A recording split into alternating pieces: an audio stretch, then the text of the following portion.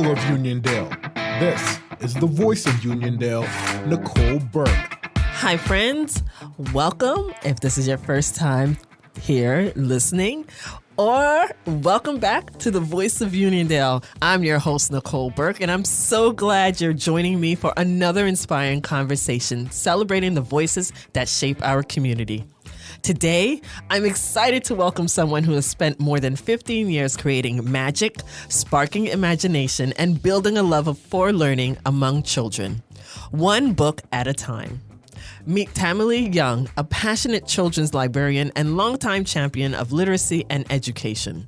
With a background in elementary education, Tamelee brings a unique perspective to her work. She's not just helping kids find stories, she's helping them find themselves in those stories. From storytime sessions to reading programs, she's being a guiding light for so many families across Uniondale and beyond. Outside the library, Tamelee is just as inspiring. Every summer, she raises monarch butterflies and grows plants with care and joy, a beautiful reflection of how she nurtures growth in everything she touches. And this year, she's taking on a personal goal to learn how to bake homemade bread and the perfect pound cake. Friends, I can't wait to hear about that.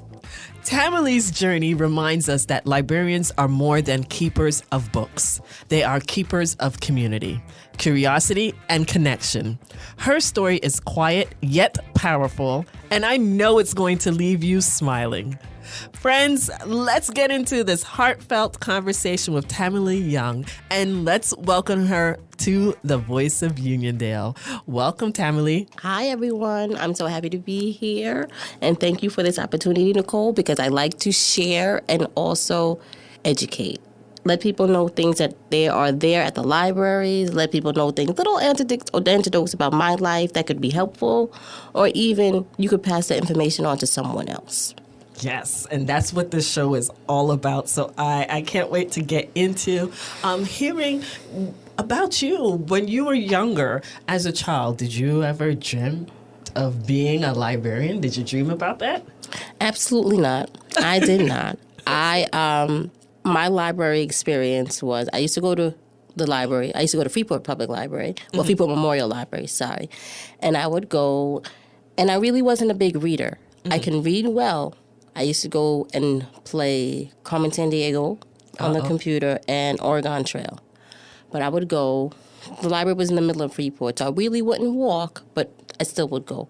I had a good experience at the library. The library in Freeport is similar to Uniondale, where at different times they would have different displays. So when I was about in 5th or 6th grade, I did a work of art with my art teacher. I believe his name is Mr. Watson.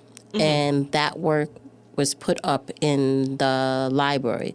So the library would showcase different students' work throughout the years. And I think I got it once or twice, but I remember being so happy that the library displayed our work. So when you're younger and you're in elementary or middle school, and then you get to have your work showcased outside of school, outside of the classroom, outside of your house, or outside of the refrigerator, it's actually in a public spot. You know, you're really happy. So I remember that clearly. So the library was a positive place, even though I didn't spend as much time there. Like, I wasn't a library child. Okay. But I did have good memories of the library. But although I would have never seen myself there, I am. And I see the importance of the library for people that don't understand what I'm saying. It's actually life-changing, depending on how you look at the library, how you welcome the library, how you receive the library, and how you utilize the library. It's just so much. And I hope people come into the library to see that it's just not me talking. No, it's the truth. The library has so many things for all ages in Uniondale. Like, it has so many, and people commenting on all the time, they're like, oh, I didn't know the library had this. The library has changed from when you were younger to when you're an adult. I hope everyone goes in to see it. Yes, that's great. What did you want to be as a child? I wanted to be everything. I wanted to be a dancer. I wanted to be a fly girl on In Living Color. Okay. All right, Jennifer Lopez. Yes, yes. And I just love, and it's so funny. I don't like attention. I don't. I wanted to be a fly girl because I just thought it was the best job. You had nice outfits and you could dance. And I wanted to be, and then one time I wanted to be a pastry chef. Like, I just wanted to do anything. Anything. Got it. My background, though, is in education, but I really wanted to do any and everything. And that's good. And from the way your face lights up as you're saying what you wanted to do, you can bring that into being a children's librarian, right? Yes. Because you could relate to the children and their Yes. fascinating imaginations. Yes. And I don't think people realize how good librarians and or good experiences in general when you're younger help you shape you when you're older. So, for example, my librarian, when I went to school, my elementary librarian, his name was Mr. Barnes. Our library was in the basement of the building. You know, you got to use what you have when the school space is limited. Yes. And he used to read stories. He used to read stories to us in like the beginning part of library. And then we would go pick out books. And I remember him reading Wayside Stories. I can't remember, by Louis Satcher. I don't know the author's name. And we used to be quiet. You could hear a pin drop. We were all listening. He had like the best reading voice. And even though we weren't reading, he was reading to us. He had our attention. Yes. So, did I expect to be a librarian? No. Do I remember that memory? Yes, because something about it connected. And to this day, when I read stories, I practice. You hear me in the back. You hear me in the other room. I have my phone out. I time myself. I want to make sure I read the words properly. I want to make sure I change my voice when I need to change my voice. So I would sit there and practice reading a picture book all the time. They're like, why? Because I want to read this properly. Because I know what a good story sounds like. Yes. And the experience for the Correct. child. And I want them to have that. Like, I like a read aloud. And I didn't understand the importance of read aloud until I was a sub at a school district. And they would read aloud. Even though this was like the middle school, it was helpful. It's helpful for the students that might not read on the level that the story is. It's helpful for students that don't speak, like English is not their first language. But it also helps the person that likes the feel of being read to, so they could concentrate on the story more versus trying to say the right word. Because a lot of times it's hard. You know, you get interested in new words, new vocabulary words. You know, you're trying to picture everything. They will listen to audiobooks, and that's how I realized how important audiobooks and actually teacher-read books were. Very important. Isn't that something? I know you had mentioned earlier of all the activities and programs that the library has and how impactful it is to adults, children, and everybody in between. I can attest to the great programs that Uniondale Library has, from taking my daughter, now my niece who comes to visit me in the summertime, as you know. Yes, Miss Reagan. I know her. Miss Reagan. And I've known her for a few summers in a row. Right? And she's great. Like, that's what the library is. Someone that comes in, enjoys the program, makes friends, talk to other kids, have a good moment for free. Right? Say that again. My favorite For word. free. It's almost as if the library is one of the only places that when you come into the library, it doesn't matter your socioeconomic status. It doesn't matter your background. You could come in, receive service, utilize the resources we have without an issue. If you are a family or even a family of one, a family of four, you might not be able to afford to buy the newest copy of the newest book every single time it comes out. Well, you don't have to. You might not be able to do a particular program. Okay, afford a particular activity outside of the library. We have things that are brought into the library that you can enjoy. You might not be able to... Magic shows. Yes. Right. And what I realized after the pandemic, during the pandemic, while we were at work, not everybody has internet, not everybody has cable.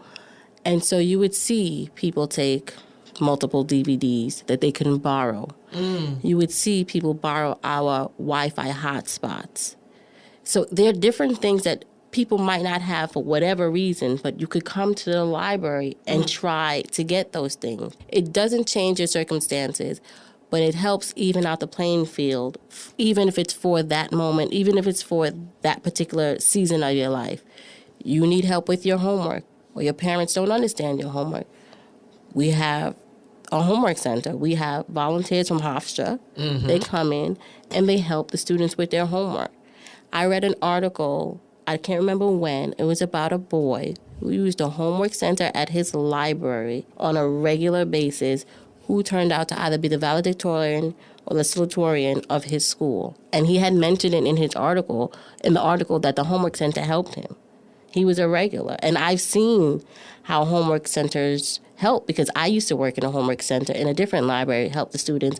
And even the parents would sit in with me so they could learn what's going on. Because if you went to school in the 80s or the 90s, that's not the way they're teaching right now. It's okay. We can learn it. But it helps. Yes. It's free. Like, you don't have to pay for a tutoring service. It might not be one-to-one help, but it might be the additional support that your child needed to understand a concept that sometimes a teacher cannot go back on when they go back to school. Right. So and true. once again, these are free services that all you have to do is sign up and show up. And show up, the important part. People sign up, but they forget to Correct. show up. With showing up, how are you showing up for these monarch butterflies? Okay, How did so that begin? let me tell you. Once again, when you have a positive experience when you were a child, it kind of leaks into your adulthood. I raised monarch butterflies when I was in 3rd or 4th grade, or was it 5th? I raised in an elementary school, and I believe the elementary, I can't remember her name, but it was a program. Not necessarily a program, it was a reading class. So it was one of the advanced reading classes. So because we were in this class, we had a little bit more time to do other things. And she taught us about monarch butterflies. She told us about what they eat, milkweed, where they go during the winter, Mexico or some parts of California, and what they do and how they're magical and how they're endangered, and what we could do as children and what we could do as even the grown-ups. You could tell your grown-ups what we do. We even tagged butterflies. So we carefully removed some. So the butterfly color that you see, it's called scales. So if you brush against it, like you might have done it by accident, and you see that it might rub off on you, those are the scales. We carefully rubbed off the scales. We put a sticker that had a tracking number on it, and we tracked these butterflies. And hopefully we were thinking, the goal was to see if anyone else saw that butterfly and would identify the number, the tracking number that we put with the sticker. So that's what happened. And I've always liked butterflies since. And then I work at another library. At the other library a few years back, we got the okay to raise these butterflies. So we ordered the butterflies. When we got the butterflies, the caterpillars, ate through the plants. I knew where some milkweed was, and I went to go find it. And when I went to get the milkweed, I noticed underneath the leaves, we saw baby caterpillars, we saw eggs, and ever since then, that's it. So we don't order anything. I find milkweed on the streets. Wow. In the parks. We have a little bit of milkweed at the library. This year was a little early. One year I was coming out to go to lunch, and we saw a female laying eggs. Ooh. Yes, and I took the eggs, and we raised a few already. So, and the kids absolutely love it. We have it on display at the library. You could see I would open the containers so they could get an up-close look at how the caterpillars look. They could look at the chrysalis. They could see when it's about to come out. And then what we do is, when they do come out, whoever is there, we let the butterflies rest a little bit, maybe about 3 or 4 hours. And then whoever's in the children's section, they're more than welcome to. I think I even have a picture of Reagan. Yeah, with the butterfly. Yeah, she was a little bit afraid, but yes, yeah, but that was she was a little experience. afraid, but then she got over it, and then she was fine. So the kids will love it because they see from egg all the way to adult. They could hold it. The only thing that they could hold is what I do if they feel comfortable. I'll take out the butterfly on my finger and I'll put it on their finger, only if they're comfortable. If they're not comfortable, I don't want to push them because I don't want to aggravate or cause a phobia because someone, strained a situation when there was no need for it. But the kids love it, and it's the only thing that it costs is time. Right. I have a few spots where I know milkweed is. I'll get leaves. I've even raised them at the other library. So what I'll even do is I will raise the caterpillar to a certain size, and then I'll bring it to my other library. I'll give them some milkweed, and they raise it there. Like, we did it for summers, and the kids love it. The adult patrons love it. It's something that is, for me and my library staff, because we all help, is easy. But it's an easy, free program. All we have to do is care. Like, if it's a weekend, I'll take them home to my house. If I know they're not going to come out, they hang out at the library. But it's something that the kids enjoy, that we enjoy, that we can do as librarians. We will have books about it. We will even do crafts about it. We'll explain the importance of milkweed. I even have seeds that I have given out to patrons. I let them know it is a weed, so it will take over your yard. If you want to put it in a pot, but if you don't have a problem with it, that's fine. And I always give them the native milkweed, the milkweed that's native to New York. Good. That's good to know. Wow. There's a lot going on that you do at the library. Like you mentioned, not just books, not just programs. There are passes. Yes. Passes to museums. So we subscribe to, I believe, like over 15 to 20 passes. And they vary. The types of passes could be print on demand, where you just register for the pass, or you sign up for the pass, you register, and you could print it at home or print it at the library. And then we have a few passes that you actually have to come in person to get the pass. So it could be the Children's Museum in Garden City. It might be 2 adults and 2 kids on that pass. So which I don't know anybody that doesn't count their coins and trying to save as much money as they possibly can during this time. You could do that. And even if you do have more kids, well, you're not paying for 4, you're only paying for 2, so it's very helpful. The Empire Pass that allows free parking to go to some of the state parks. Okay, I didn't know, but last year I found out that I believe it's Hempstead Lake State Park. Parking costs, I think, $6 or $8. I didn't know, but, I paid, but it wasn't an issue. But if you don't have to pay, and if you could get the pass, why not? Right. Why not? One less thing to worry about. And there's so many things to do at these parks. And I like activities. They're like the botanical gardens. There are different parks that you might not know about. I can never say the word right. Arboretum. Yes, the arboretum. Yes, they there's have that. There's so many fish things. Hatchery. The Whaling Museum. Yes. Yes. So there are several that all you have to do is be a Uniondale card holder. And if you're not, your home library, whether it's Hempstead, Freeport, Baldwin, they might have the pass as well. But that's why it's always good to get your actual library card. Your library card affords you so many different things. Like, for example, I use the ebook services that we have. Oh, Hoopla and Libby. Okay, Hoopla and Libby are on my tablet. Hoopla is on my phone. And I like to read a physical, actual book. However, there are times that I finish my book, I don't have the book, or I'm doing something that I need to do some research and I would like to use a book. I have them. There are no late fees. They automatically disappear. Yes. They are an avenue that everyone should have at home, because we know if you have children, there have been times when you have to do a last-minute project. Now you're searching for books. Now you have it right there. They have books in English, Spanish, all different languages. French, I come to find out. Yes. And it's free. It's once you have a library card, once you're a resident, you already get access to these. But all you have to do is have a card number and an email address. And there are tons, when I mean tons, thousands of books between the both of them and not only that, Libby does books, ebooks, magazines. Hoopla does books, ebooks, music, television episodes, and movies. Yeah. And for for Hoopla, Uniondale allows 7 borrows per month. and Libby 10.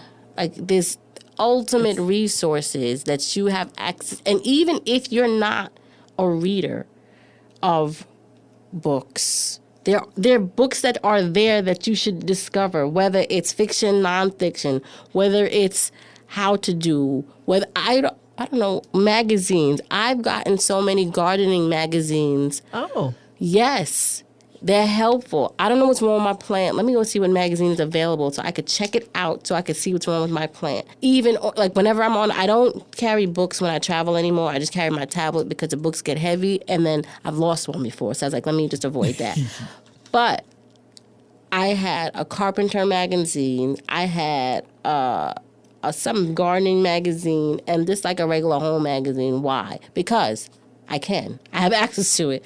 Why not use it? Now that you mentioned magazines, Miss Tamelee, are you using a magazine to perfect your pound cake Okay, and let your me tell you about homemade this bread? pound cake. Okay. Yes, please do. I ain't make it yet. I have gotten mini bundt pans. All right. I got mini loaf pans. I just want to do it.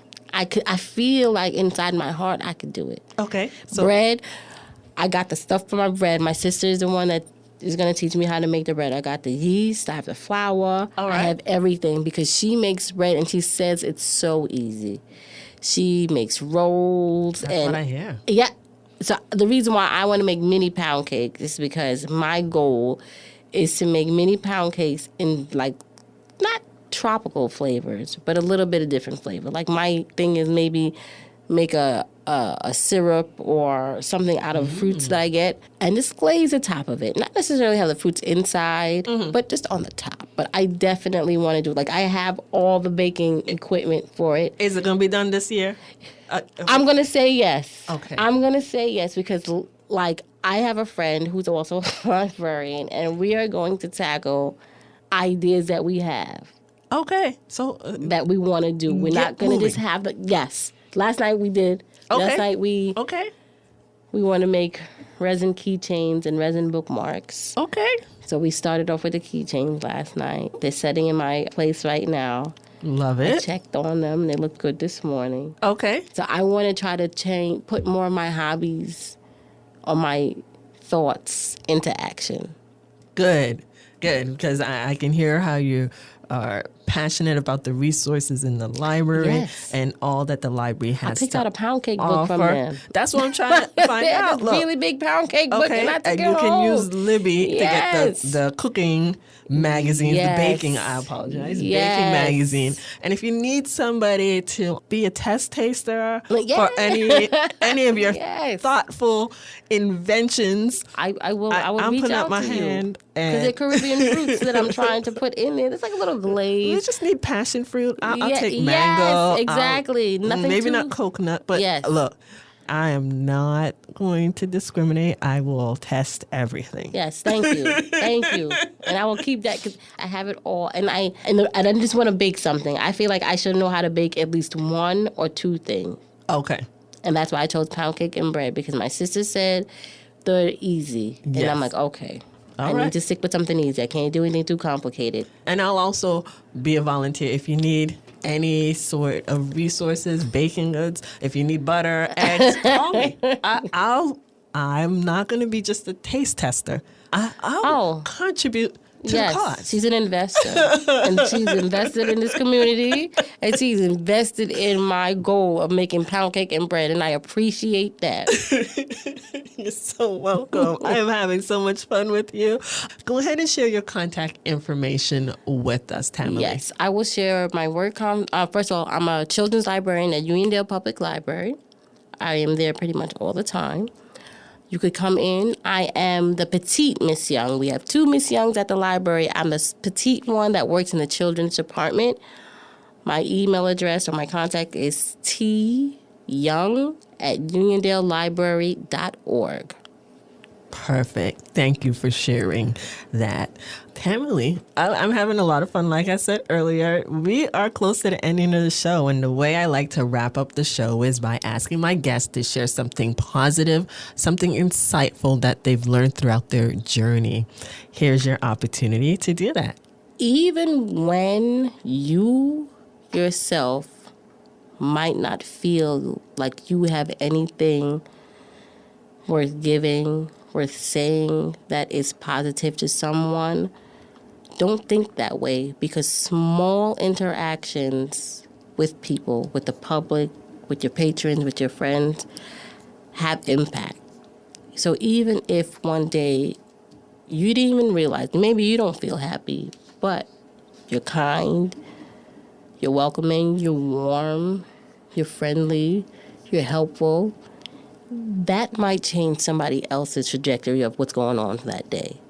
You don't know it because you don't really know what's going on in their life, but that little moment of being kind, understanding, and showing them, even though you don't feel like that inside, is very helpful. I always try to be kind because I can't give you money, I can't change anything for you, but if I be kind, and that's free. That is free, even if it's a smile. Is everything going on okay? All right, have a great day. Thanks for coming in. The way you interact with people helps, even if you don't feel like that inside sometimes. Sometimes we have a bad day, but always try to be kind and positive with your interactions because it really helps. You might not know it, but it does, because you do find people that come back like, I was having a rough day and you were so nice to me. You might not even remember what they're talking about, but they do, and that's what counts. It's the experience that you give them.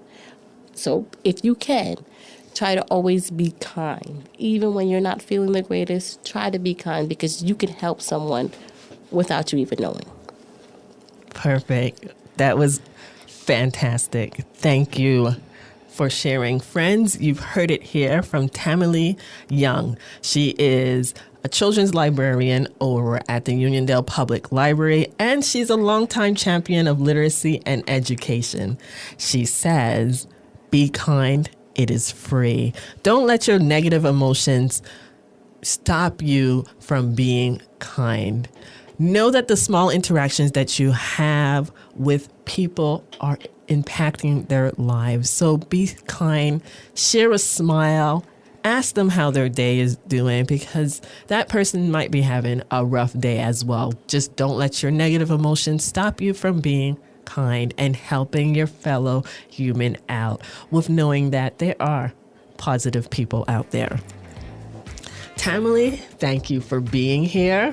Thank you for having me. Oh, you're so welcome. I'm looking forward to tasting and contributing to the pound cake creations, unique creations, and the baking of the bread, tasting and also contributing to that. Friends, thank you for listening. You are listening to the Voice of Uniondale. My name is Nicole Burke. Make sure to follow us on Spotify at The Voice of Uniondale, and make sure to return next week to hear another journey from Uniondale. Bye for now.